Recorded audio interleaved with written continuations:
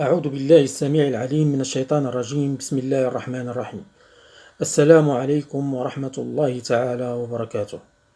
Lorsque l'univers s'est formé, si la vitesse de l'élargissement de l'univers selon la théorie du Big Bang durant sa création est plus grande de 1 sur 1 milliard de milliards à la puissance 3 de la vitesse avec laquelle s'est élargi l'univers, dans ce cas, la matière spatiale se détache.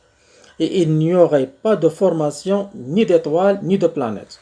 Et si la vitesse de l'élargissement de l'univers durant sa création est moins de 1 sur 1 milliard de milliards à la puissance 3, la poussière spatiale ou la fumée spatiale ne pourra pas se rassembler ensemble. Et rien ne sera formé, ni terre ni rien d'autre. Ce dessin est parfait, cette conception est parfaite. L'auteur explique dans son livre la force avec laquelle les atomes s'attirent entre eux jusqu'à ce qu'ils se rattachent. Si cette force est plus grande ou moins grande de ce qu'il est maintenant, de 1 sur 1 milliard de milliards à la puissance 3, personne de nous ne sera présent maintenant.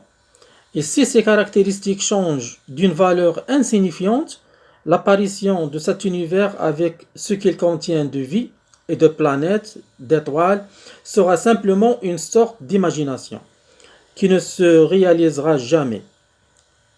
Et ils viennent à la fin et ils disent que tout ça est du hasard. Wassalamu alaikum wa rahmatullahi ta'ala wa barakatuh.